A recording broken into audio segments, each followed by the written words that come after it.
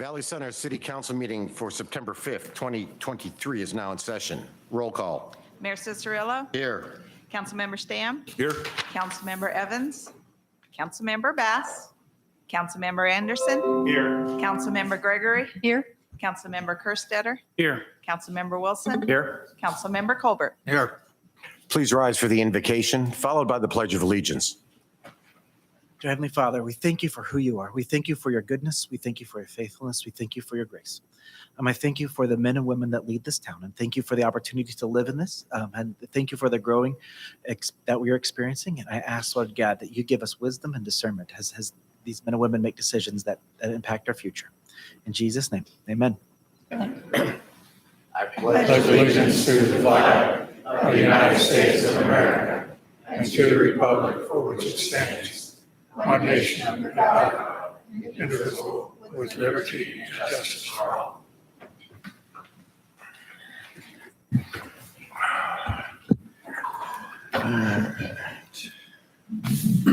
All right, Council, before we approve the agenda, I have two changes to make.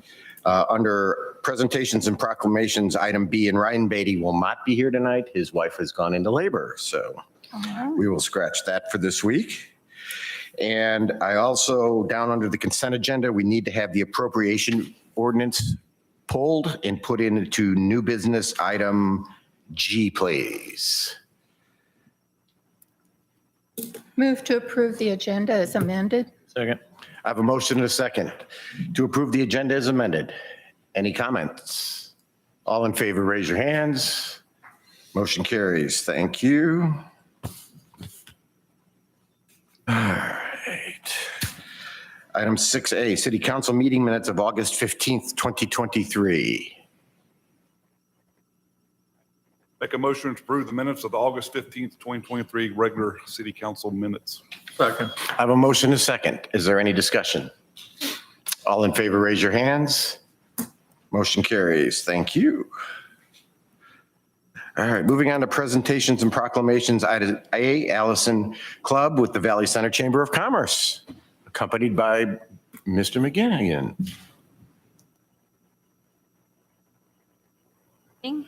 Mayor, council members. There we go, maybe. As you know, the Fall Festival is coming up, 17 more days, and we have our dignitaries that we would like to announce for the 2023 Fall Festival. Our Junior Citizen of the Year, the Committee of Administrators at the high school, are asked to select a senior each year that embodies the senior class in academics, school involvement, and character. And I was told that this year's nominee was not only an excellent choice, but a great representation for the class of 2024.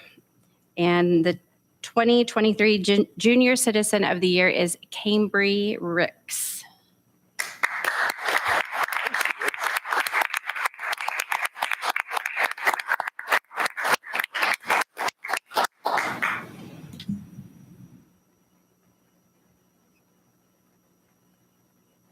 Okay, yeah. Citizen of the Year.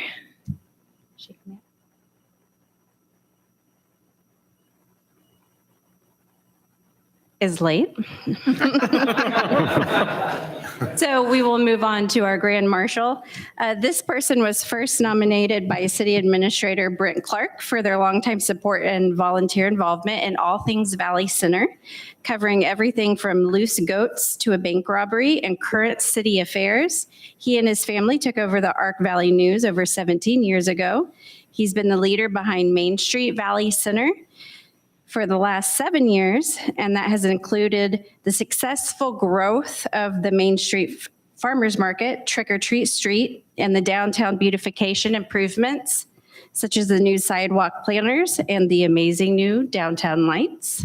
Our 2023 Fall Festival Grand Marshal is Chris Strunk.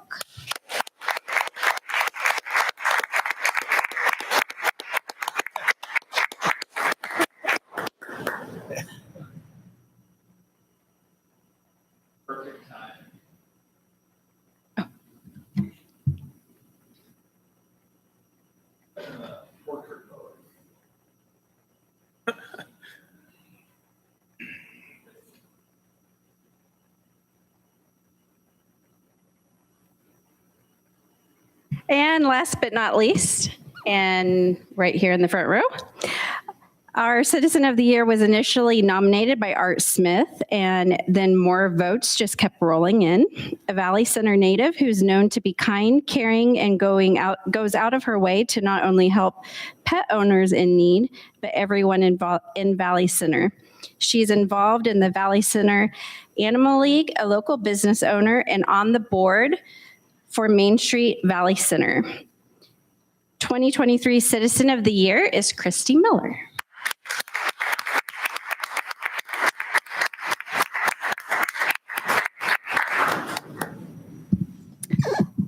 Thank you.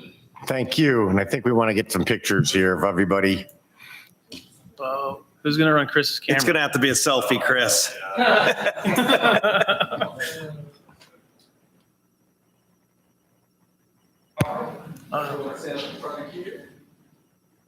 With the chamber.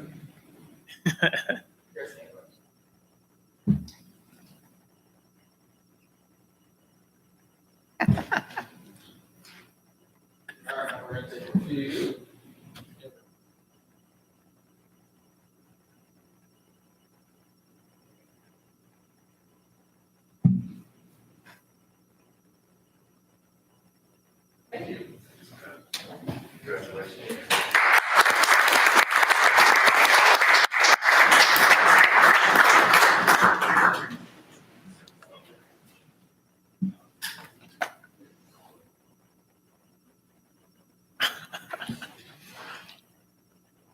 All right, we're going to move on to the public forum. We're at the point of the meeting where we allow people from the audience to speak to items that are not on the agenda. I have one person that would like to speak tonight, Michael Miller. Please approach the podium and just state your name and address for the record, please. Michael Miller, 650 Scott Street, Valley Center. Go ahead. Mayor and city council members, thank you for the opportunity to speak tonight. I want to address the city's removal of political signs during the most recent school bond vote, as reported in the Ark Valley News on Thursday, August 24th. City Administrator Brent Clark said it was an honest mistake that the Valley Center compliance officer removed a vote no sign from private property that was not within city limits. The same officer did not remove the vote yes sign that was in close proximity. The article also states, the city has an unwritten policy to not allow political signs to be placed on city-owned property. This raises several concerns and questions for me as a resident of Valley Center. First, does Valley Center have a written policy regarding political signs being placed on city-owned property? If yes, when was the policy developed and has it been shared with all city staff? And if no, this is very concerning because it opens the door to allow preferential treatment to one candidate or another, or in this case, a vote yes or vote no. Also, who makes the decision of which political signs to allow or not allow? How is that information disseminated to city employees? Second, what checks and balances are in place to monitor city employees that remove political signs? Had the incident not been witnessed and Chris Strunk not called the city to investigate the situation immediately, would the sign have been returned? Question 3, from my understanding, there were several signs removed over the course of the school bond vote. Were those signs removed from city property or personal property? And how do we know? Question 4 is, does Valley Center have written policy regarding city employees handing out information geared toward one political candidate or issue to sway votes? My concern is that the political sign was taken down by a city employee that did not have the authority to do so in the middle of a bond campaign that was ultimately decided by less than 200 votes. With the employee leaving the vote yes sign and removing the vote no, it appears that this employee was instructed to remove vote no signs, and it's not just an honest mistake. This act can lead to the erosion of trust between citizens and city leadership. I posted my frustration on a Valley Center Facebook group about the city government overstepping its authority and infringing on our First Amendment rights. There were several other Valley Center residents expressing similar concerns. I encouraged them to come to city council meeting this evening. Citizens need to be more active in our city by attending council meetings and sitting on volunteer boards. There are several opportunities for citizens to be involved. I appreciate the city putting these meetings on YouTube and Cox Channel 7. One final question, are the board meetings such as public properties and outdoor spaces and economic development, et cetera, are those meetings open to the public or members only? And are those minutes posted for the public? And since the council is not able to answer the questions raised tonight, I would appreciate this item being added to the next city council agenda.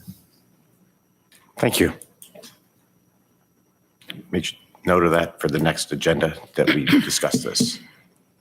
His answers to his questions. All right, we have no appointments and we have no old business. So we're going to move on to new business. Item A, public hearing regarding the 2024 Valley Center proposed property tax levy in excess of the revenue neutral rate and adoption of resolution 739-23. Mr. Smith.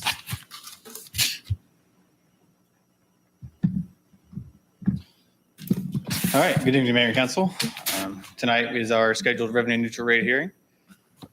I have a brief presentation I will run through, and then we'll feel free to open it up to the public comment period of the revenue neutral rate hearing. After that point, we'll close the public hearing and then vote on the proposed resolution. So I just want to go through some brief information as we go through this hearing this evening, just to make sure we're all on the same page here. So just start out how we determine property taxes. Every real and tangible property here in Valley Center is assessed at a certain rate. All residential is assessed at 11.5%, commercial 25%, agricultural 30%, and various other ones for agricultural or farm home sites, vacant land, et cetera. So our median home value here in Valley Center is $166,300. We times that by the 11.5, that gets us our assessed value. And to determine the city tax liability, we'll multiply that by our current mill levy, which tonight is proposed to be 54.856, or divide that by 1,000, that's the 0.05486 number there. So the total city tax liability for the median valued house in Valley Center is $1,049.09. So how's this determined? Each property is appraised by the Sedgwick County Appraiser's Office annually. There are some statutory guidelines along with that listed out in state statute. Also, values are based on market rates of the selling of homes. If you notice a couple houses on your street sell for $100,000, $50,000 more than yours, more than likely the value of your home is going to increase as well because of the comparables in that same market. Every homeowner does have the option to appeal their valuation. Those notices are sent out March 1st of each year. You should get those in the mail. Then you do have a 30-day window to appeal that if you don't agree with that valuation. That appeal process is outlined on the back of those valuation notices that the appraiser's office sends out each year. So wanted to touch briefly on how our property taxes are collected and when they are collected. The home value appraisal estimates are from January 1st of the current year. Those are due to us by June 15th. So June 15th of this year is when we got our estimates for the 2023 tax value, which will receive that revenue next year in 2024. Those values are finalized in November of each year, so we do budget off that estimate from June. The first half of the 23 taxes will be due in December, the second half in May of 24. So this means that it makes it a little difficult for the city to budget, right? So we're looking out approximately 18 months in advance to run our budget. We're using the 23 values, like I said, as of the estimate as of June 15th. So this just makes forecasting extremely critical in what we do. We forecast property taxes, we do utility rates, we do sales taxes, we do property values, we do all that stuff, permitting, everything. So the revenue neutral rate. The revenue neutral rate, or R&R, is the tax rate in mills that would generate the same property tax dollars as levied the previous year. So for the 2023 budget, we levied $3.492 million property tax revenue. Our 2024 valuation was just over almost 70 million, or roughly 69,926 per mil. So that would make our revenue neutral rate, using our new valuation to levy the same property tax dollars as this year, we would have to levy 49.947 mils. Our proposed mill levy for the 2024 budget is 54.856, which is the same mill rate as the 23 budget. It does result in a property tax dollar levy of $3,834,623, which is an increase of overall tax dollars in $341,978. So we will receive that many more tax dollars as compared to 23, even though we're levying the same mill levy. So what that's basically saying is that our valuation increased, houses are worth more, we're collecting more tax dollars, even though we're levying the same mill rate.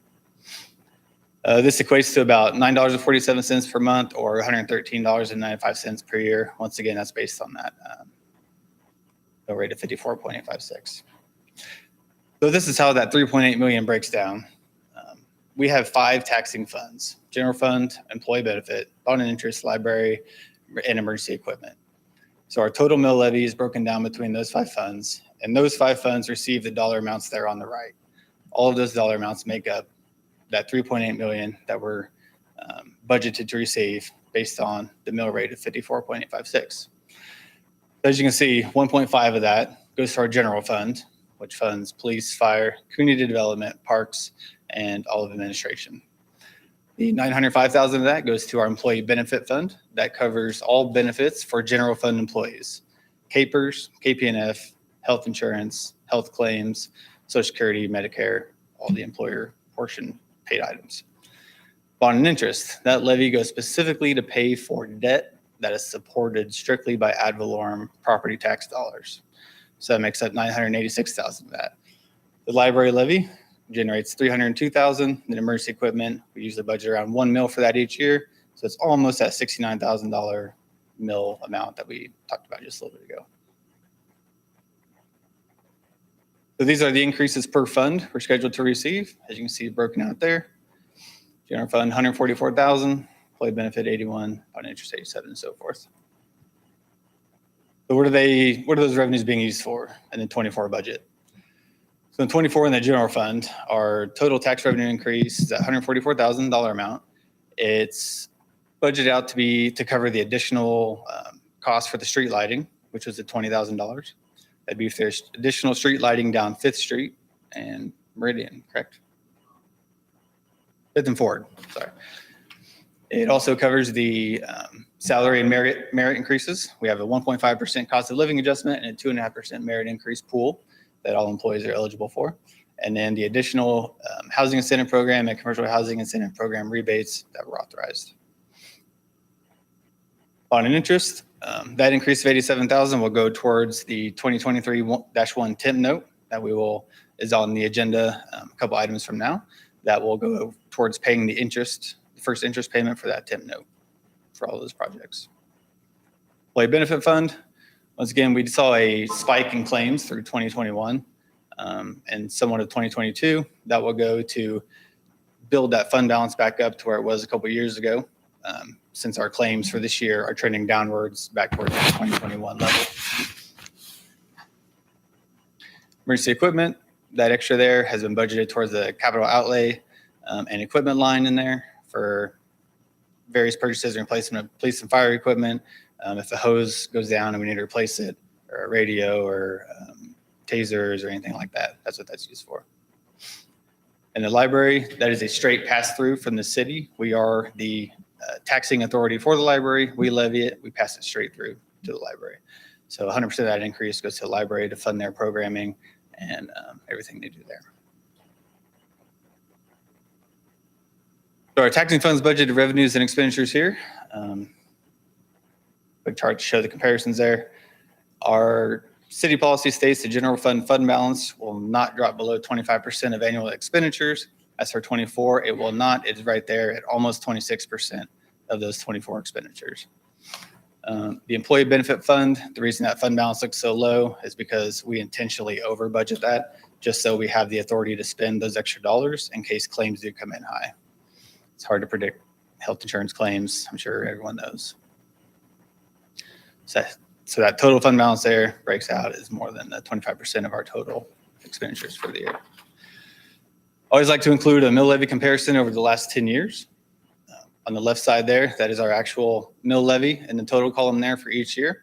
As you can see, it is pretty stagnant all throughout that 10-year period, decreasing slightly from 55.443 down to 54.856. On the right side is the valuation comparison. So this includes the assessed value of the city over that same time period. So you can see it started out around 45 million, has increased to almost 70 million for our 2024 estimate. So let's look at the actual dollars generated by those assessed valuations. Okay. So since 2015, we received almost $2.5 million in property taxes. Our last actual certified tax values are from the 22 tax levies. So that's why those are all highlighted in yellow. In 2022, we levied 3.2 million. So over that same period, according to the inflation calculator on the Bureau of Labor Statistics, a dollar of purchasing power in January of 2015 compared to a dollar of purchasing power in December 22 went up 27% or 27 cents. Over that same time period, the property tax dollars the city has received through our mill levy has increased 31% from the 2.4 to the 3.2, or roughly 4% over the cumulative inflation during that same time period. So as we transition from the old ways of budgeting, but focusing real hard on that mill levy, now it's more shifted to focus on the dollars received, right? Because as we know, even though we levy the same amount, we still generate more tax dollars, right? We want to keep that revenue in line with inflation, expenditures, everything else going on. So I think that's a good comparison in that regard. Also like to compare our total taxing authority for all entities in Valley Center on your tax bill. This includes the state, the county, the school, the rec commission, and the city. As you can see, the city is 54.856 of that 151.118, or roughly 36% of your total tax bill goes to the city. Also like to compare us to other cities based on the services that we provide. Okay. So just our city levy is the 50.474.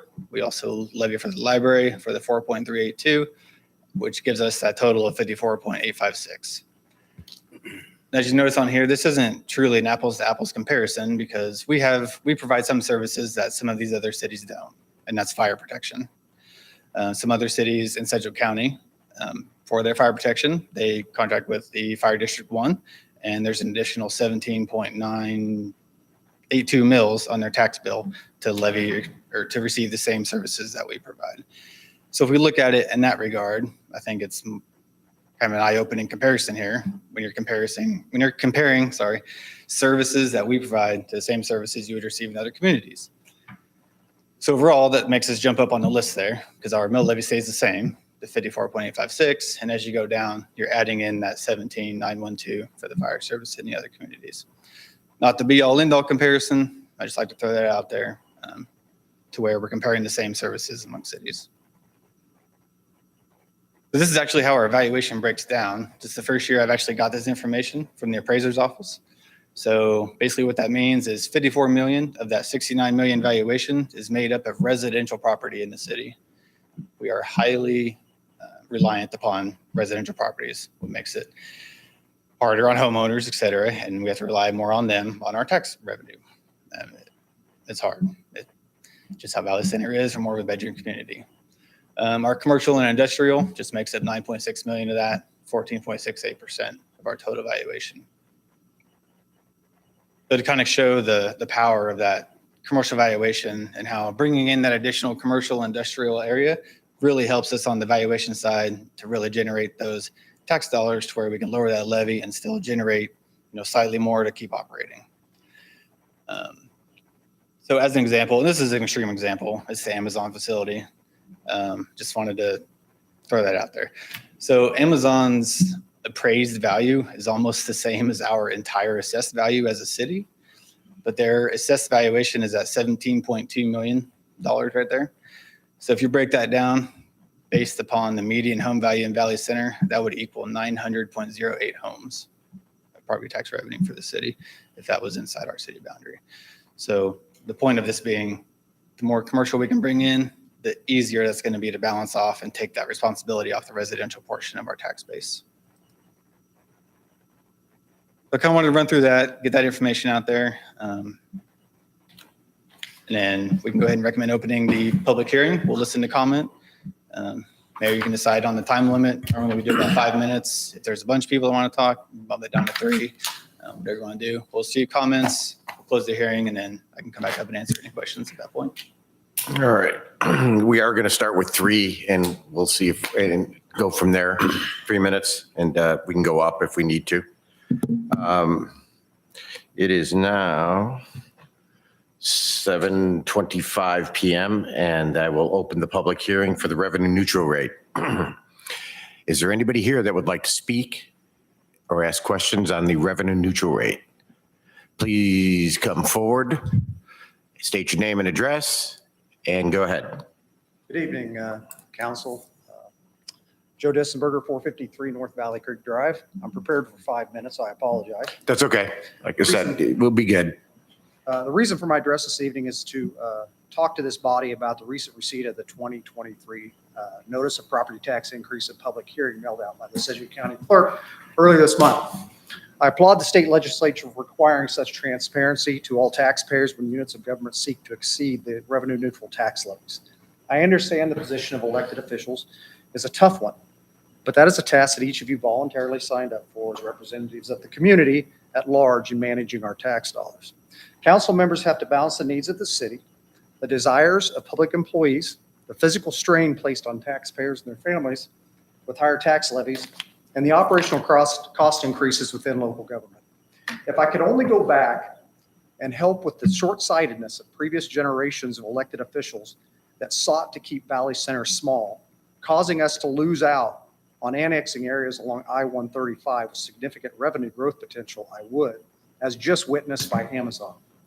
The lingering results of a fledgling revenue stream with commercial and retail.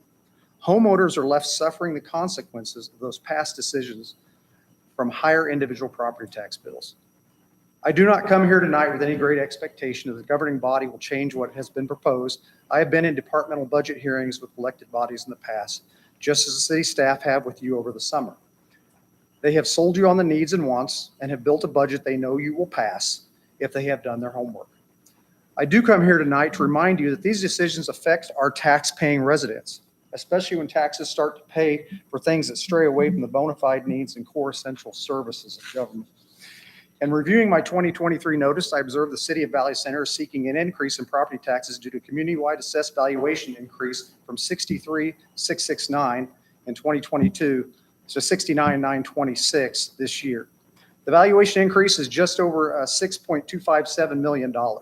Most of this valuation increase is established on single-family home reappraisals by the Sedgwick County Appraiser. For me personally, this equates to a 9.83% increase on my city taxes, which over the 9-year period is almost $1,500. Knowing that the past 2 years' history on taxes in Valley Center does not ease my disdain for this increase in the least in 2021, the assessed valuation of our community was $59,371 with a mill levy of 54.856 mills. In 2022, the mill levy remained unchanged. However, the valuation increased to 63,669, with many property owners feeling the sting of unprecedented housing value increases. The 2022 valuation was almost $4.5 million in increased assessed value, which in turn brought additional tax revenues to the city of Valley Center directory. At the same time the valuation increased, the city of Valley Center could have held the line on expenses and reduced the mill levy by over 3 mills, easing the burden on property owners. I happen to be president that noticed the budget hearing last year for a different reason, and the city administrator pointed out that the city had 2 options on the valuation increase: lower the mill levy and hold expenses, or leave the mill levy alone and benefit the increased valuation by adding to the budgets. If you own property in Valley Center, you know the mill levy was left unchanged and property owners felt the invisible increase. What is even more concerning as a taxpayer in Sedgwick County is the line-by-line increase requested by every taxing entity that affects our family budgets this year. I feel certain that each of you is reviewing your statement as carefully as I am. The proposed increases on my property are as follows: Kansas, 9.1%. County, 8.98. City of Valley Center, 9.83. USD 262, 11.46. USD 264 capital outlay, 14.23. USD 262 general obligation, 11.56. USD 262 recommission, 10.87. The only bright spot in all this is that Sedgwick County leaders recognize publicly during the hardships being placed on families and valuation increases for our properties, and passed a slightly lower increase on August 23rd of 7.2%. In addition, the proposed USD 262 bond did not pass, which would have increased that line item by 25.14%.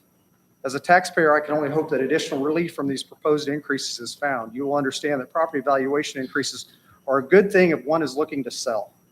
However, most in this community are not looking to sell. We plan to live in these homes through our retirement years. We did not pay nearly what the county appraiser says they are worth now, and we toil to keep up with the ever-increasing property tax bills year in and year out.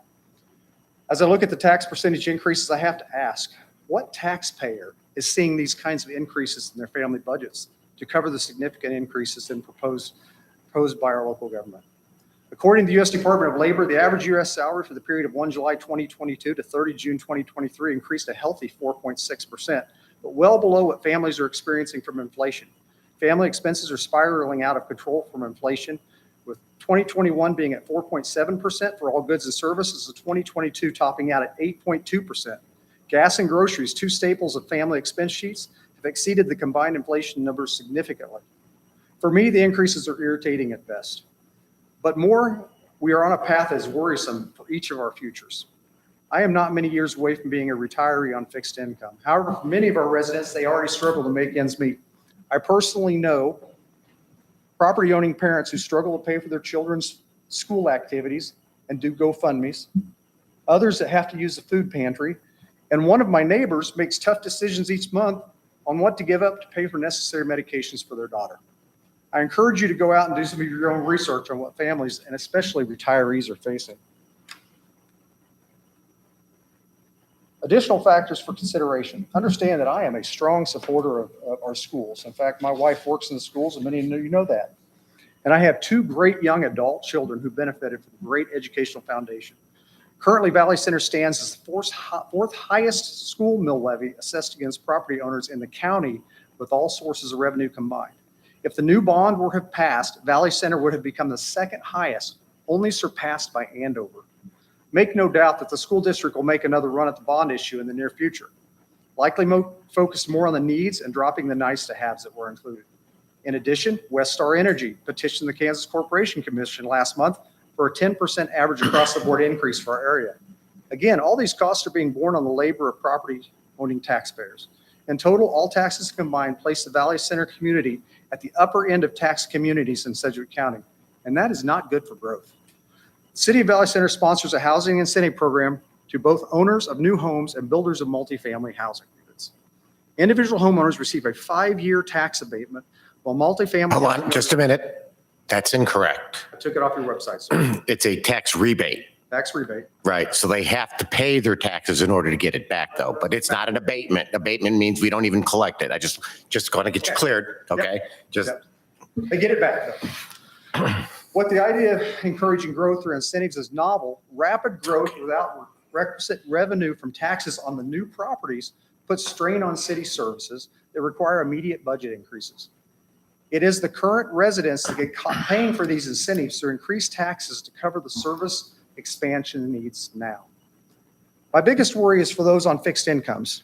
Many in our community fit the category of retiree. Here are some staggering statistics for you. The average Social Security check is just $1,700 a month. The median 401k balance for somebody that's 65 years old is $53,300. Jobs with defined benefit pensions are at an all-time low of 4%. The most staggering is the April 2023 release by the National Council on Aging that 80% of all households over 65 years of age are struggling to make ends meet. A December 2021 article by The Guardian on Americans' inability to afford retirement gives a statistic that over the next decade, the number of Americans over 75 forced to work to pay expenses will increase by 96.5%. I ask you if your dream is to retire or to keep working past age 75. Adding taxes to our senior community on fixed incomes is a burden they can do without. I communicate to you today as a taxpayer and neighbor and ask, are we doing all that we can do to hold the line on tax increases and tighten up expenses at the local level? Just as a family has to look within its finite income stream to determine what gets cut from the budget to pay more in taxes, our elected officials need to look more critically at every dollar expensed to our public institutions. Seeing non-public safety employee vehicles being driven, city vehicles, marked vehicles driven on Wichita streets headed to work at 7 o'clock in the morning in Valley Center tells me that we are not. Our council members have an ominous responsibility to balance. As manager of many public budgets myself in various capacities, I've always looked at every expense from the angle of what is fair to the taxpayer and who must foot that bill. Taxes just don't go up. They go up when the elected officials allow them to and with the consent of the governed. One thing is for certain, once raised, taxes never go down. I too appreciate the community feel of Valley Center and the steady growth we're experiencing. However, we cannot continue to accelerate equipment recapitalization, such as the leasing of all new equipment, or adding multiple public projects and compressed time spans on the backs of our current taxpayers through tax increases and hope growth will come. The whole point of planned growth is to offset costs with new revenue from additional taxpayers, not further burden the ones that are already here. What happens if the recent spate of interest rate increases stalls Joe, out? I'm just letting you know, you're 10 minutes. I'm just letting you go, though. I've got one more paragraph. That's right. The greatest freedom as an American is the ability to have a respectful public discourse about individual opinions on the direction of our local government operations and taxes. I feel that I must voice my concerns so that our elected trustees of the public dollar know that the residents do pay attention and do care about their expenses. There's a balance in maintaining a fair and equitable tax level that ensures public safety and efficient utilities while not barring public ownership from those looking to become future residents because of untenable tax bills. Thank you. Thank you. I have a question for you. Okay, hey, Joe. Hey, Joe, can you come back up? Council member has a question for you. I didn't catch your name. Joe Dessenberger. Okay, and then thank you for your comments. That's all. I didn't catch your name at first. Oh, all right. So you wanted to speak? State your name and address, please. Lee Roglinski, 2001 Windsor Creek Court.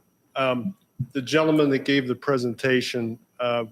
could I ask briefly if you could explain what the CHIP and HIP is and why there was a budget increase in that? Yeah, go ahead and Is address that it. allowable? Yeah, no, you can, that's fine. He can address it. Sorry, with my acronyms, I usually spell them out first, but it is the Housing Incentive Program that Mr. Dessenberger just spoke on, and then the Commercial Housing Incentive Program. So those are the new houses and commercial properties coming online that we will rebate those taxes next year for the incentive program. And the reason for an increase is just. Yeah, so anything, any house or commercial property built, we wait till its final assessed value is given to the property. So that would have been in January of this year. And then the 23 tax dollars we'll receive in 24. So we know this year what we're going to pay out next year. So those additional properties that have came on the program, that's what that increase is for. Thank you. Anybody else? Okay, it is now 7:37 and I will close the public hearing.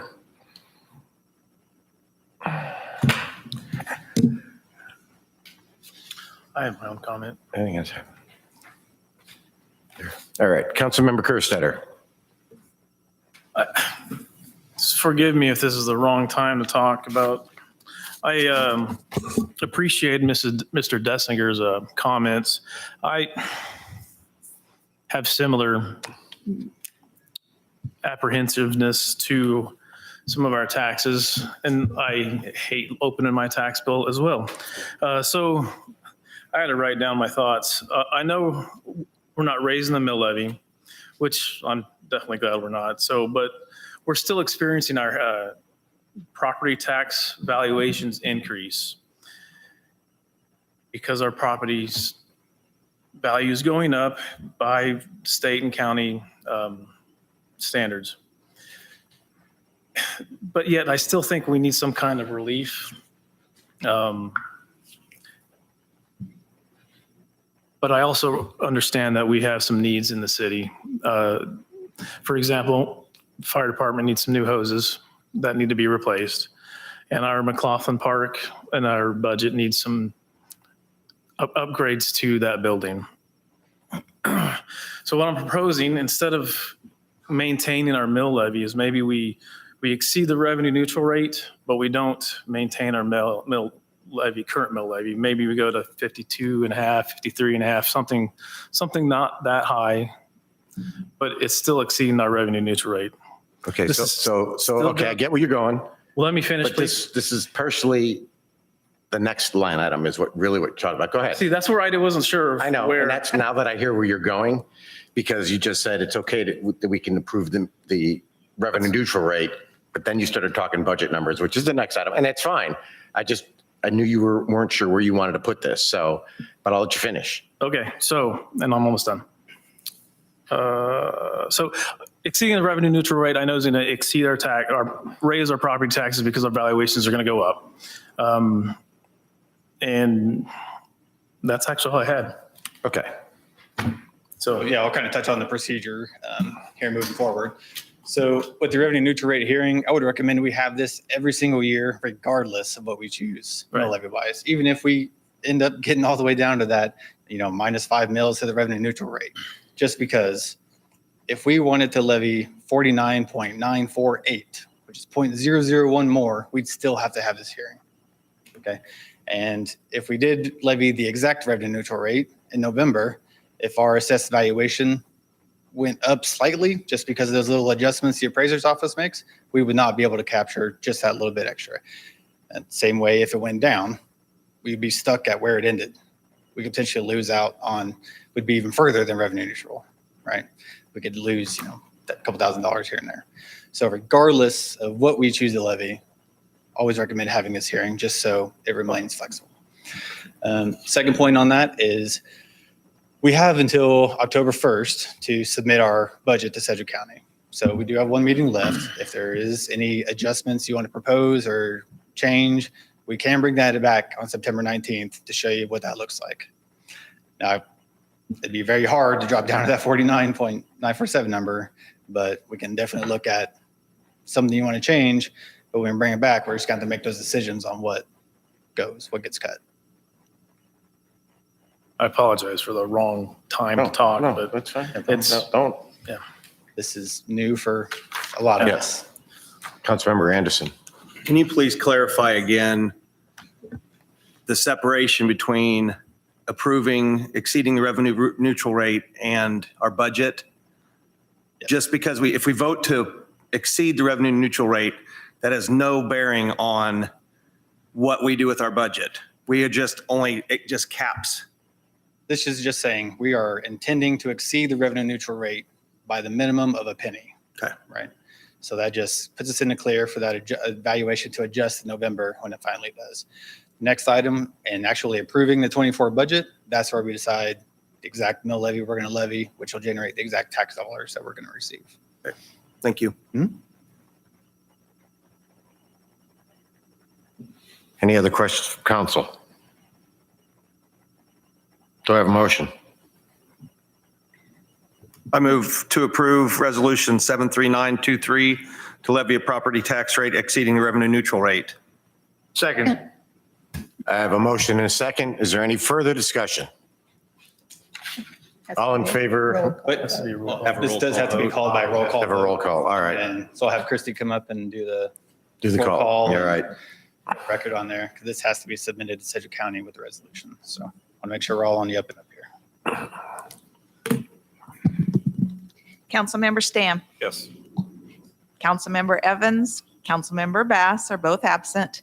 Councilmember Anderson. Yes. Councilmember Gregory, Yes. Councilmember Kerstetter, Yes. Councilmember Wilson, Yes. Councilmember Colbert. Yes. Thank you.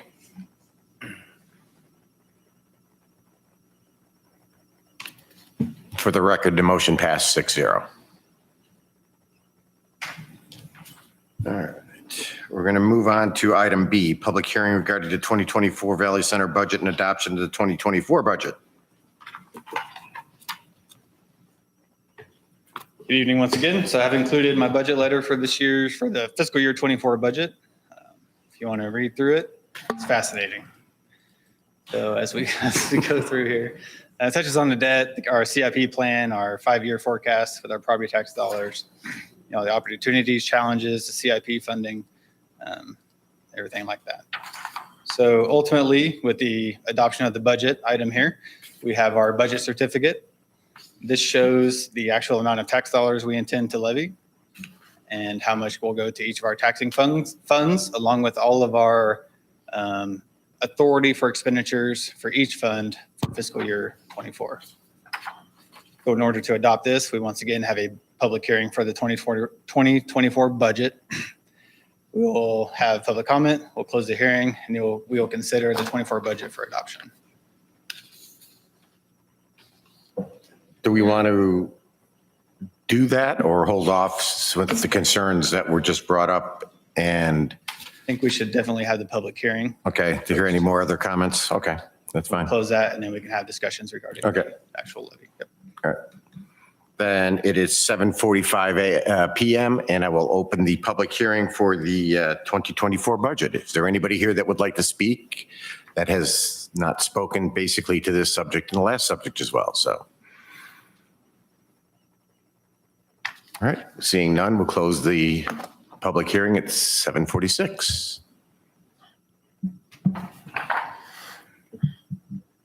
All right, so now for consideration is the adoption of the budget as presented, according to the budget certificate here, levying a total tax dollars of $3,834,623.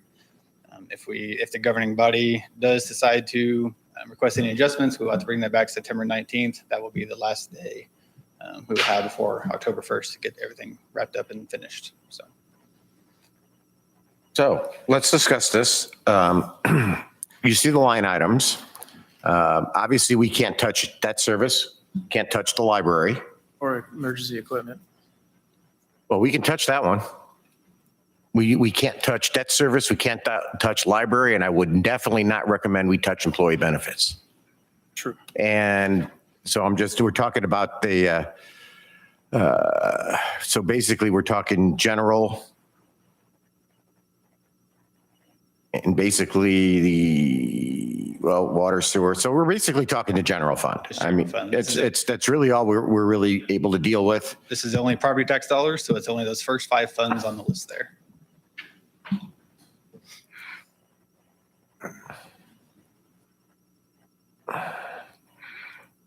So there's been a suggestion from a council member to try to bring it down somewhat.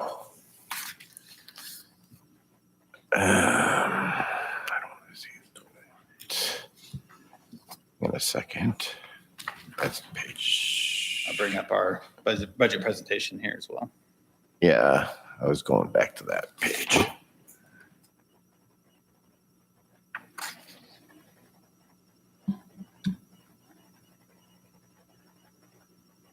So this is from our 2024 comprehensive budget discussion meeting. These were the general fund requests that were made. But as you see to the right of each one is the fund where it's actually going to be coming out of. So there wasn't a whole lot here that we could afford within the general fund. None of that, actually, other than the streetlights, the lighting on 5th and Ford. You ready?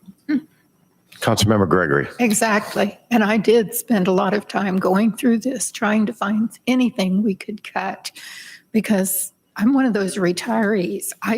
My income isn't growing a whole lot, but the taxes are, but that's okay. I'm okay. I found one thing that we could postpone, but that's not even coming out of the general fund. That's coming out of the land bank fund, the comprehensive plan that community development requested. And if we postpone it, it would probably be more expensive later. Also, So if I really couldn't come up with anything that we could cut. Yeah, it's hard to think about, trying to pick and choose one item from here and there. I couldn't think of anything. Maybe somebody who's a lot smarter can figure it out. And I'll follow that up with Councilmember Kerstetter. I don't think I'm that qualified. Only, this isn't going to be popular, but the HIP and CHIP rebates would be the first thing I'd think about reducing or eliminating. Granted, I know we want people to come, but we have a fine line that we have to jump over or walk on. So my question to that question would be then direct city staff to see how much is already in the works that we can actually take out of that. Perfect. Unless somebody knows off the top of their head. Just over $145,000. That's what we have into it right now. I mean, What's scheduled to come in and then right back out next year, okay. 145,000. So that resolution is discussed by the governing body every 2 years or 1 year. It will be discussed in December of this year, actually, on the programs to see how they're performing and everything like that. So just clarify that for a second. $140,000 is currently budgeted, and we want to add $34,000 to that. Is that? That 34,000 is part of that 145. Okay. Last year is about the 115 mark. We add in that 35 to get to that 145. Okay. Big portion of that was the builder's first source rebate to get them to consolidate their entire Wichita operations into Valley Center. Right. Councilmember Anderson. So that 145, is what is projected to come in off of those rebates? And that is what we've promised to those, or is that all new? Those are all already in the program that are scheduled to be. So if we were to eliminate that program, then we just cancel those rebates that we promised to those homeowners? I mean, I would recommend finishing those out. The ones. Okay, that's what I'm getting at. It But needs it to be would be- phased out. It's not something we can just chop off. Yeah, we wouldn't just want to chop that off. Okay. So if we look at doing that, that's something we can look at phasing out. But that's not something that we would look at in this budget. That would be something we look at in December when we look to renew or alter Yes. that program, correct? Okay. Just want to make people aware that that's already been signed on and promised to those homeowners through that program. So that would, to me, that would be very dishonest of the city to do that. I'm not opposed to looking at it and reevaluating. I think the climate has changed since we created those incentives. So I mean, right now the plan is as those expire, we cap that at 100,000. That 100,000 turns into a transfer to CIP. We can look at it a different way to where as they expire, that 100,000 is in reduced by the levy to where we levy less because we're now capturing that rather than sending it right back out. We can look at it two different ways, but once again, that's going to take a couple cycles to get to that point. Okay. It's definitely something we can project out and forecast. Thank you. Remind me how long if somebody applies for that, are they in it for 5 years? 5 and 3. 5 years for residential, 3 years for commercial. Okay. And nobody's, because we just started that, nobody's phasing out this year. Well, it also depends on if they move out. If they enter the program, they live there for 1 year and move out, it's only for that original homeowner. Oh, okay. So at that point, boom, it cancels. So we've had about 27,000 cancel since we started it. That's turned into the transfer to CIP that we've been budgeting to work Okay. our way up to 100,000. So that's where it's at right now. But we could nix that if you want to, the 27,000. Go ahead. Go ahead, Councilmember Gregory. I just want to say, Barry Smith, thank you so much for making this understandable. Very welcome. It's a lot to It's digest a in a lot short to period of time. digest, yes. And, But you do a great Yeah. job. Thank you. and I'd like to add a comment on this conversation. A lot of what we have done isn't for today or tomorrow. It's for allowing future items to not cost as much. There has been numerous savings throughout my term that don't usually get a lot of population knowledge. And the one thing that immediately sticks out in my head is our bond and interests, how we were able to refinance and drop the interest rates miraculously lower than, it was amazing how much that. The other, and I just had it and I can't remember what it was. Shoot, off the top of my head, I can't remember what it was. And in past discussions, there's always been, as stated earlier, we are a residential community and we need to become commercial. Okay. And our school district is a big reason people come here. We've gotten to the point where we now have developments because there still is a housing shortage across the country, not just here, in both single family and rental units. One of the things we've heard over the years, that I've heard over the years, ever since Leakers closed, is when can we get a grocery store? Well, we did listen to that and we went out and checked for that.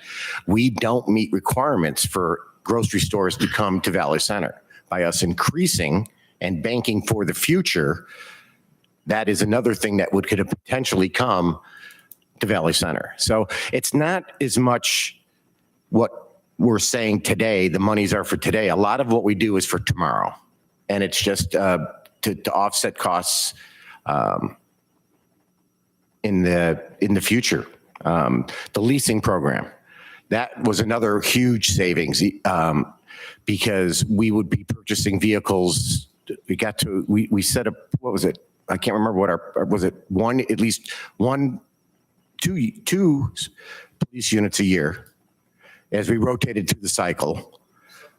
Yeah, one usually, but two in a lot of cases, as well as replacements of all our public works, public facility vehicles. We don't have that upfront cost, and that will actually pay us back down the line because of the way the lease works.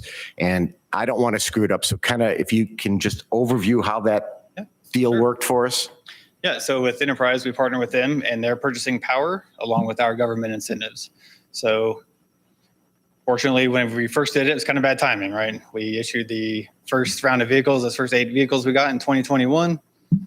The chip shortage happened, and now we're waiting 2.5 years to get a truck. Well, we finally got our first one. We're about to get our next 7, and we're about to complete that first round rotation. Based upon those results, bring that straight back, and we can reevaluate from there. But as it looks right now, we're actually scheduled to make around $1,250 per vehicle once we flip those over. So therefore, we're spending some upfront, right, and the monthly payments. But when we sell that back 12 months later, we're actually gaining $1,250 back per vehicle. That then goes towards paying for the police vehicles, which are on a 5-year term, which depreciate an awful lot faster. So by utilizing the public works, the parks, and the community development vehicles against the police vehicles, it offsets to kind of stay flat rather than spending $250,000 a year on buying vehicles outright for replacement. Councilmember Anderson. There was also something with maintenance in that, correct?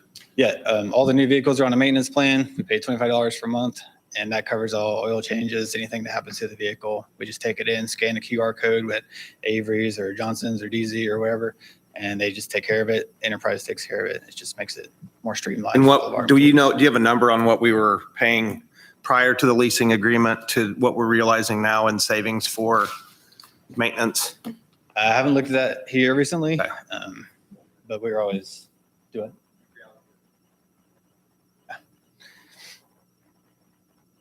Thank you. Yep. So council, how would you like to proceed? Would you, Mr. Clark, go ahead. Good evening. How's everybody doing on this beautiful Tuesday? And so I do want to commend, really our department directors, our finance director and assistant city administrator, Mr. Barry Smith, and doing a fantastic job. I mean, we have really, slimmed up when it comes to, when we first began the budget process earlier this year. We've really dove into or taken a dive into every single line item and try to squeeze out as much as we possibly can. And so, this is about as slim of a budget, like Councilmember Gregory had stated, as well as others, that we have for this coming year. Now, with some of these programs, I also want to make sure that everyone realizes this is the city portion only of the property taxes. And so it's not rebating back or gifting, the entire taxing authority, of course, in that total mill levy. So this is just a city portion of the property tax mill levy for a very short period of time to then capture really in the long haul what we want. Now, of course, throughout that 5 years on the housing one, the residential one, some of those folks may move. That house may come online fully in this full tax, request earlier than the 5 years. The same thing with the commercial housing or the CHIP, commercial housing incentive program, where, if that developer, if they only own it for a year after it's fully built out and they go to sell it, that comes all back on the tax rolls right away. We need every tool in our toolbox to increase the total number of houses. Because, of course, like Sedgwick County and some of those that have seen an increase from all of us with our entire housing stock, the more you have paying in, the lower that we can put the overall levy. We're not there yet. You have to remember, before now, our most recent new housing subdivision was 2009. Yeah, think about that. Okay, and so we're playing a lot of catch up. We have a lot coming up. Of course, you know, some of those projects are behind. I got to commend, really thank all of our partners when it comes to the infrastructure projects. We have not paid 100% of the city has never paid since we've been here in the last 4.5 years in any project, 100% of the taxpayers of Valley Center towards a project. We partner with everybody. We get grants. We ask the county. We ask the business. And we ask everybody, the state, everybody for money when it comes to those infrastructure projects. We have great letter of credits on the housing developments. And so if something does turn, we do have a little bit of cushion there as well. So, you know, really in this budget for this year, I'm not sure where we can really squeeze. Now let's look forward to the next year. You know, let's do our due diligence like we do every year and really look at it. You know, of course, this year with valuations increasing from Sedgwick County, it's a lot. It's a big hit with that 9%, a little over 9%. But, you know, that's a lot with our neighbors and the community around us selling their homes for a high value a couple years ago. Now, remember, it takes time to catch up. And so, you know, this is when historic house prices were selling for a lot more than what they were potentially, you know, valued for, or getting that to hit right at the appraiser's dollar amount. So you have to take that into consideration with this year's budget as well. You know, as always, we do a great job with transparency on the website. Barry's dashboards are becoming legendary across the entire state of Kansas. And so our interactive website is for all of these citizens in the back who are with us to look at our dashboards for seeing where our revenues are. You know, what are our revenues? Where are our expenditures? What do we have coming in and going out? And so, you know, I do want to take that in consideration when we are looking at this budget. Again, our department directors did a great job with squeezing everything we could out of this budget, and we'll do so moving forward. But for big changes, we're really going to have to wait until the next cycle to have that big change, I think, that some of you may be looking for. Of course, as soon as this one is passed and approved, whether it be tonight or the next meeting, the next budget starts. The next budget's always starting. And so I'll stand for any questions that you might have of me as your city administrator. I don't seem to see any. All right. Mr. Smith?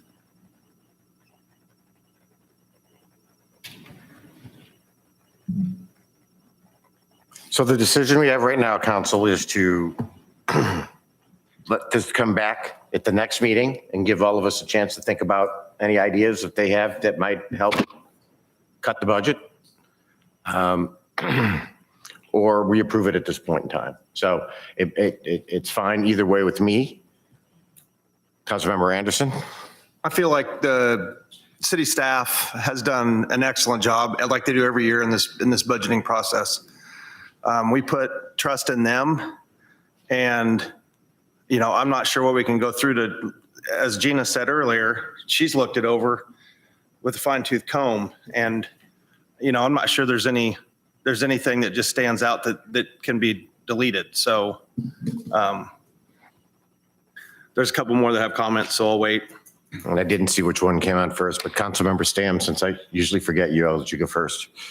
I just want to agree with what's been said. I mean, this is a trimmed budget. I mean, looking at the public safeties, they're asking for $14,000. Community development, $10,000. Parks and Recs, $52,000. That's pretty minuscule for a town this size. I compare us to Keachai. They're behind right now, and they're going to have to look at ways. There's like 11, 12 mills because they haven't kept up with stuff. I don't want us to get that way. And I'm going to quote my wife here, and I'll regret it.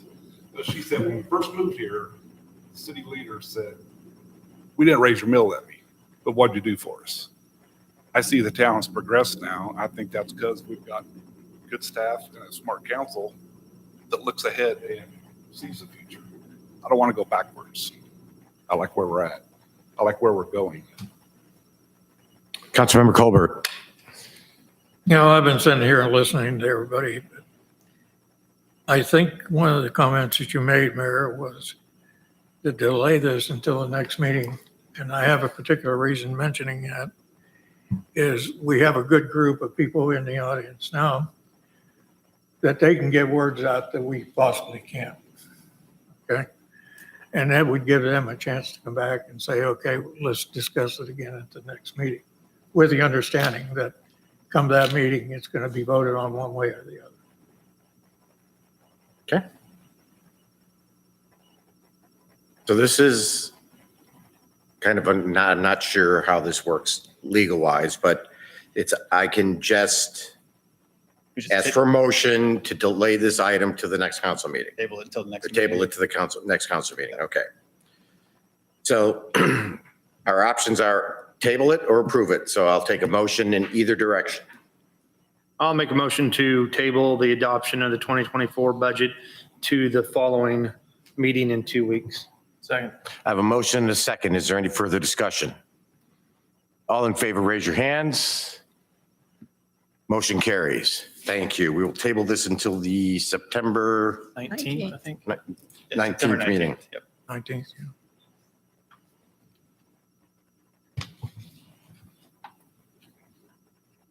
All right, moving on to item C, Resolution 740-23 GO Temporary Notes Series 2023-1. Hello, I'm sure talking a lot tonight. So luckily, we have Clayton Kelly here from Piper Sandler to help go over the intricacies of the issuance of the 2023-1 TIM note. So I'll turn it over to Clayton.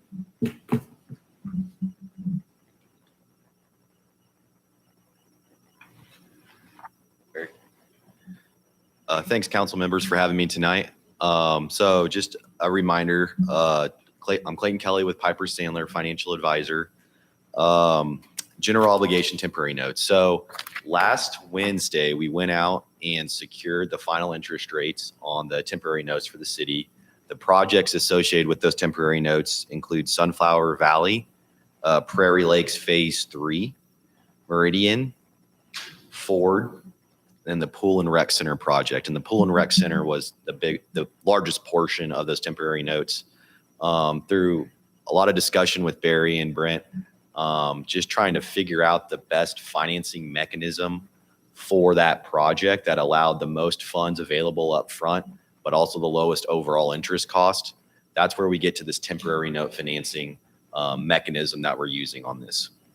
So on Wednesday, we received 5 bids, and actually the same amount of bids that we received around this time last year. The winning interest rate on that was from KeyBank at a 4.34%. Really competitive result. If you look at the top 4 bids of those 5 bids received, they were all within about 0.14% of each other. Now, you're looking at that interest rate, comparing it to last year, it's quite a bit higher than where we were last year. I think we were right around 2.2% on that final interest rate for a similar temporary note last year.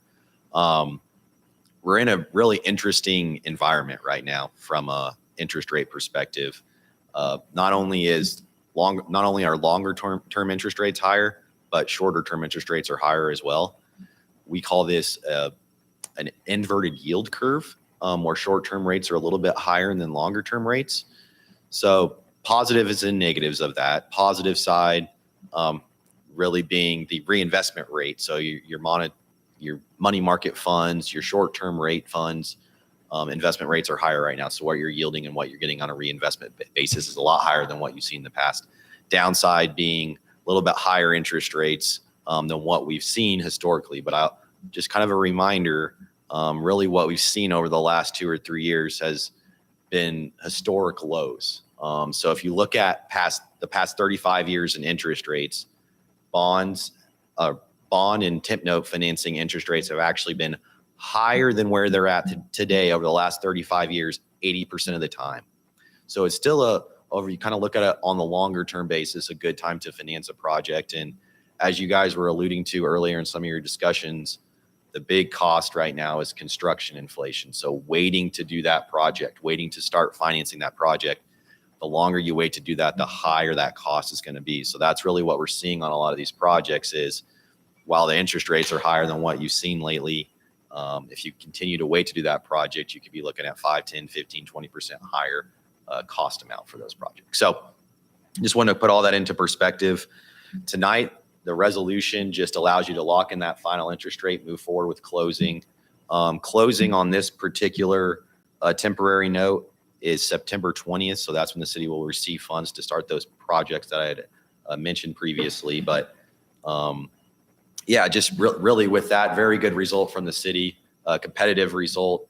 A lot of bids that we received on this. I think a lot of that has to do, just kudos to Brent and Barry and just city staff of overall credit rating of the city. That has a big impact on the bids that are received. So really solid credit rating within the city that is just a result of management, your economy in general, fiscal responsibilities and debt. But that's all I had for tonight. But if you had any questions, I'd be happy to answer. Nope, I don't see any. Nope. Thank you. Thank you. Council. I'll make a motion that the bid be accepted and that the city execution of the bid and forward be ratified and confirmed. Resolution 740-23 regarding GTO temporary notes series 2023-1 be adopted. Second. I have a motion to second. Is there any further discussion? All in favor, raise your hands. Motion carries. Thank you. Item D, ordinance 1395-23, the rezoning of 116 South Ash. Good evening, Mayor and Council. This before you this evening is the first reading of this rezoning ordinance. Again, this has been reviewed by the city's Planning and Zoning Board, and they did recommend approval of it. This property, 116 South Ash Avenue, is located behind the building that is behind us here at City Hall. The owner of both the building, the former BFIT, sometimes referred to, is owned by Jason Febris, who is you don't know Rent the Chef, is a great new business that we have here in town. He is a renowned celebrity in the culinary world and has recently purchased the property behind his commercial building with the intent, as noted in the letter from the applicant that is attached to the staff report that you see before you now. He is requesting the property that he now owns behind that to rezone that from C2, which is our general business district, to R1B, which is our single family residential district. The reason being he would like to build a new home for his mom, who has always been very supportive of him. A small home on this lot, and per zoning regulations, for C2 zone property, you cannot have it used for residential purposes. So he would not be able to build a house as it is currently zoned, which is why he's requesting the rezoning. City staff does recommend approval of, it did recommend approval and still does of this rezoning. This property is sometimes used for Fall Festival by the Chamber of Commerce, and Mr. Febris has been in discussions with the Chamber of Commerce and said that yes, I'm not planning on using the entire property for the house. It's not going to be a mansion by any stretch of the imagination. And so there will be still room left to help with Fall Festival activities, and has said that he will be willing to work in conjunction with those efforts. Again, there was a public hearing. There was no objection to the rezoning, and recommend first reading tonight before City Council. Questions? Is this the lot that sits on the alley in Ash? That Yes. first? On the, yeah, Yeah. whoever's controlling it, can they go back to the map? Straight Sorry. south of the alley where all the rides Where who is controlling that? Oh, you are. I was like, Barry's not there. I don't know who's running I was this. wondering that too, so. Yes, it is on the corner of the alley and Ash. So it is the property highlighted or outlined in red. So. Property in the top left. It's, is where all the rides are usually. South is It's down. the existing parking lot. And so if you see where the cars are parked for the chiropractor, for some of the businesses there, it's the gravel parking lot right up against the fence on the south side of the alleyway. And so it's rock and gravel is where you're thinking. So there is a lot there. I have to go back and look. I don't think that's the one I thought it was, but it could be. So it's right where all those cars park. Okay. No, you're fine. Councilmember Kerstetter. I think you said it, but Single family or multifamily? Single family. All right, thank you. So Mr. Febris, his intent, he does own this property already. He's the applicant, but he can't proceed with a building permit until this property is rezoned to R1B, which is one of our single family residential designations. All right, thank you. You're welcome. Motion to approve ordinance 1395-23 to rezone property at 116 South Ash from C2 to R1B for first reading. Second. I have a motion and a second. Is there any further discussion? All in favor, raise your hands. Motion carries. Thank you. Item E, approval of purchase and new contract for flock cameras. Good evening, Mayor and Council. Tonight, you've got a memo there. Tonight, I'm requesting to add a third flock camera, as well as enter into a 5-year contract prior to the price increase coming up at the beginning of next year. The camera would go on Ford Street. I'm sure most of you remember when I came in and initially requested the first 2 cameras. We knew that construction was coming to Ford Street, and so we didn't want to spend the money to put that somewhere else and then move it later. Ford Street's now open. I have no idea how many cars we're missing.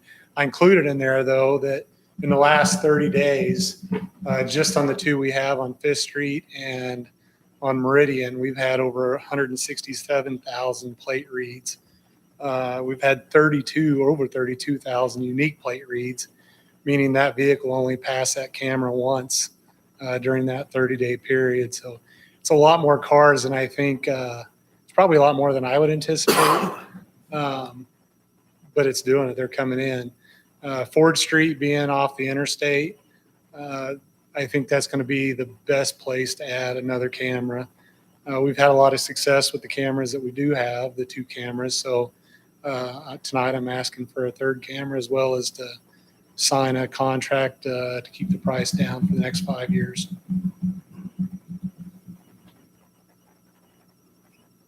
Questions?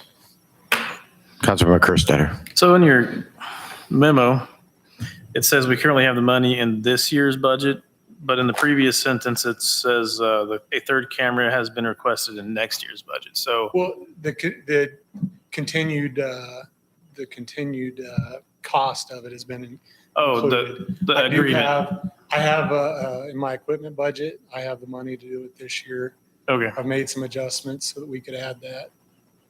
And then the $7,500 is going to be for all 3 cameras for 5 years?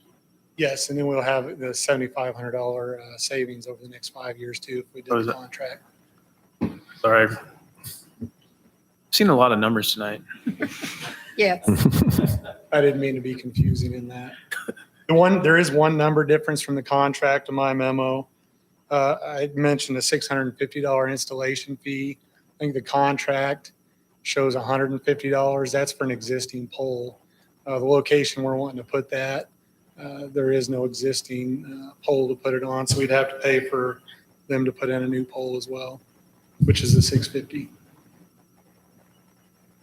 Councilmember Wilson. What's our negotiating power on this contract, Chief? Is there any way that we could lock in a 4th camera price into that 5-year contract at some point in time?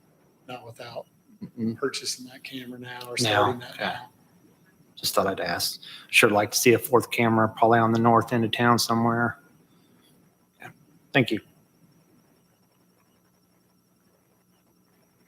Council? I make a motion to approve the request for purchase of additional flock camera and authorize new 60-month contract with flock safety. Second. I have a motion and a second. Councilmember Kerstetter? Just want to be clear. So what's the $37,000 contract total? That's going to be all 3 cameras over the 5-year. So that's the 5-year total. Yeah. All right. Thank you. We're already paying for the 2 cameras, but they added that in the contract. Okay. Just to have them all 3 on there so that we don't get the price increase. And that's going to be absorbed in this budget and next, okay. Thank you. Anybody else? Okay, we have a motion and a second. All in favor, raise your hands. Motion carries. Thank you. Now we got G. Item F, approval of creation of Stormwater Citizens Advisory Committee. Mr. Eggleston. Good evening, Mr. Mayor, members of council. So as was stated in my letter, we need to establish a Citizens Advisory Committee. This is yet another compliance step toward our MPDES permit. In 2021, KDHE issued an updated permit. They changed how compliance was done through a point system. So you would choose different goals, i.e. BMPs, best management practices, and each would carry a point value. In the beginning of 2023, those point values increased, and then we had to issue or choose more BMPs, different BMPs, to reach that extra point value for each category. This is one of the BMPs that the city has chosen. It best fits our goals within the city.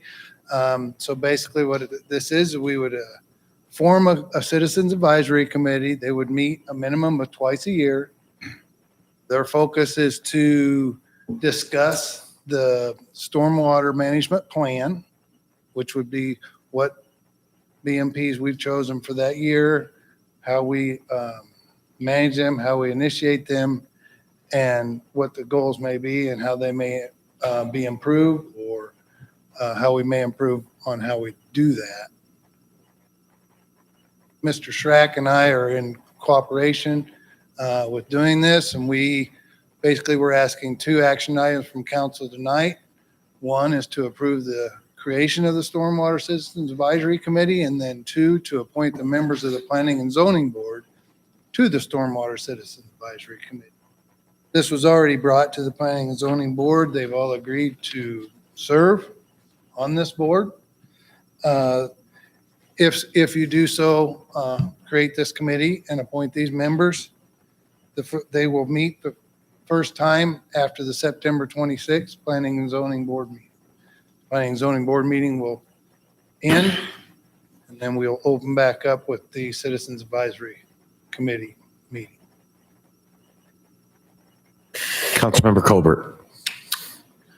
What I was going to ask you, Rodney, is you don't have any numbers down here for the number of committee members. And why are you putting the whole board on for the planning? 2 or 3 members as advisories would be There was not a sufficient. minimum or maximum amount of members. No minimum max. In the goal. And so it just worked out, the scheduling, of how to get the 2 meetings scheduled within the year to just, and the Planning and Zoning Board is comprised of citizens and a cross-section of viewpoint. And so that was why we chose that board. Okay, so And they also how many work people with, are you looking at from the community? 6, 6? or anywhere from 5 to The planning board, whatever the planning. 7? 5 to 8. Doesn't count, it's on the planning. Yeah, I didn't really have a number in mind. I just Okay. That's what I wanted to looking find for a cross-sectional view point. Good evening again. I wasn't going to say anything on this, but and so then also, if you use an existing one that already has established set amount for a quorum as well, and so to make sure that when we do have to have those at least twice a year, or that we are requesting to have them twice a year, that we do have enough for a quorum and not a smaller set amount, or a separate advisory committee that only has to meet twice a year. It's kind of hard to find members to serve. We always struggle finding applicants to serve on boards. And so, if anybody is interested, that information is on our website, valleycenterks.org. And we're happy to take applications at any time, and we keep them in a file. So then when we do have openings, we let those folks know that there's opportunities to serve. So, but we figured jumping on the planning and zoning and Board of Appeals, because they do have a regularly set monthly meeting. So then we can schedule around that and have a quorum. Council member. Councilmember Kerstetter. I think you basically answered it. It sounds like we're making, I'm going to equate it to the council, then also being the land bank committee. So that's basically what it's proposing. Yes. All right. Thank you. Does this need to be two motions? I'd suggest it does. Okay. I move to create Stormwater Citizens Advisory Committee. Second. I have a motion and a second to create the Stormwater Citizens Advisory Committee. Is there any further discussion? All in favor, raise your hands. Motion carries. I move to approve the appointment of the sitting members of the Planning and Zoning Board to serve on the committee. Second. I have a motion and a second to approve the appointment of the sitting members of the Planning and Zoning Board to serve on the committee. Councilmember Wilson. I guess my question is, Mr. Arbuckle, so I have a family member that sits on the Planning and Zoning Committee right now. I would probably abstain from voting for that appointment. Is that? I don't see a problem with that? No. Okay, all right. All right. All in favor, raise your hands. Motion carries. Thank you.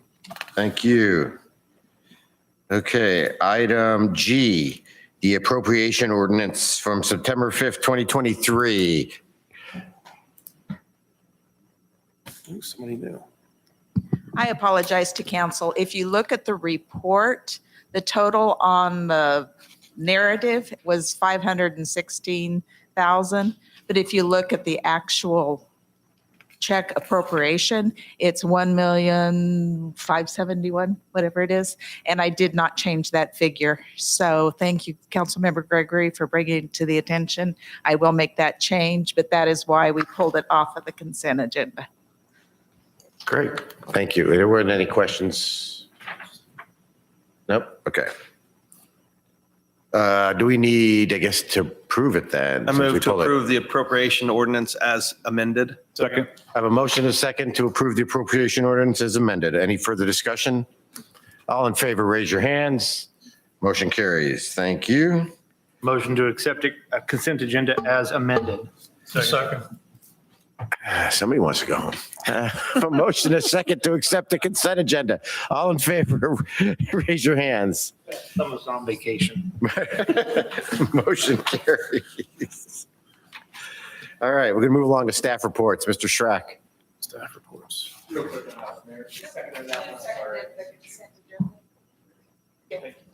That cost you $1.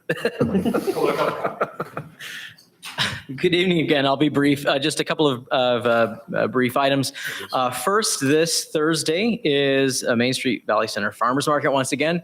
As we are moving into shorter days and hopefully cooler days, we'll be changing the time from 4 to 8 to 4 to 7. So the farmers market events in September and October will be from 4 to 7 p.m. Same location, just cutting it off an hour shorter. And then secondly, we received some awesome news from Idea Tech today that they have finished construction of the initial build out. So it is Yay. done. Yes, and what they've built now in the initial phases will be coming online soon, and then services will start to be extended to homes. So again, I want to thank the council for their support of bringing Idea Tech to the community. And initial construction is done. Now it'll be moving on to the next phase of getting those service lines actually extended into the homes. So just wanted to provide you with that update. Thank you. Councilmember Kerstetter. Tell your Idea Tech people to thank you for walking the walk. Yeah. Will do. Thank you, sir. Chief Newman. Mr. Eggleston.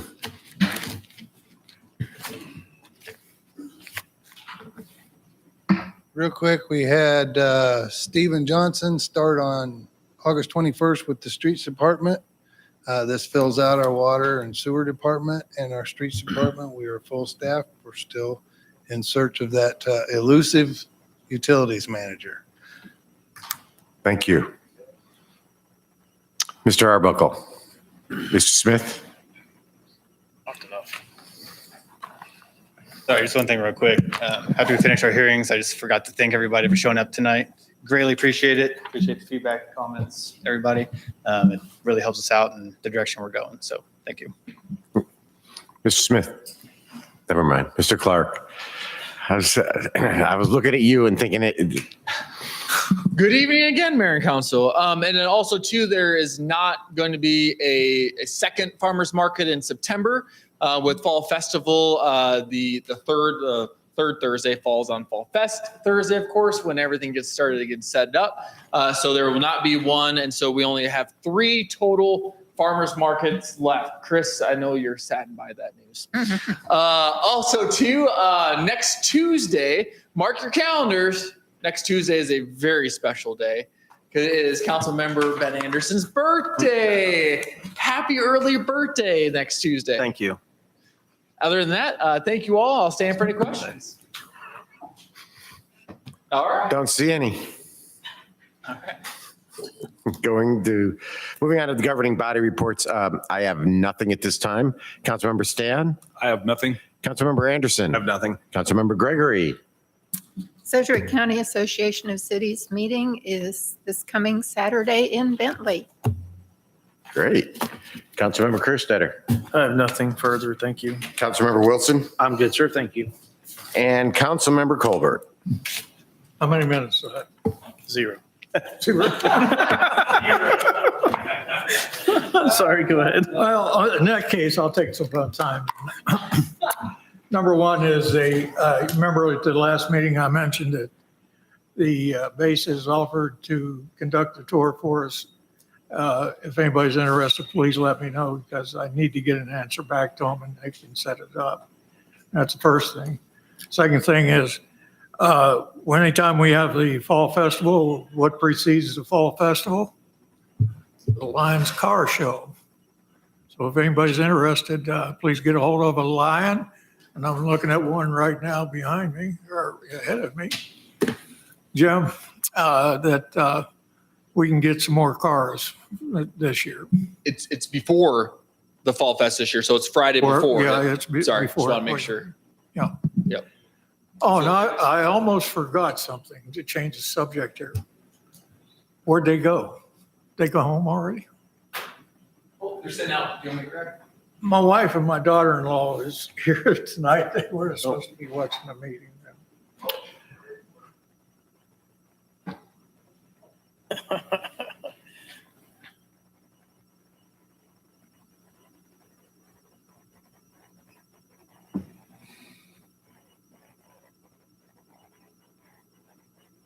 That's my daughter-in-law from Oklahoma, and that's my wife coming in. They wanted to see what I do on particular nights, and well, I'm not home. I'm down here.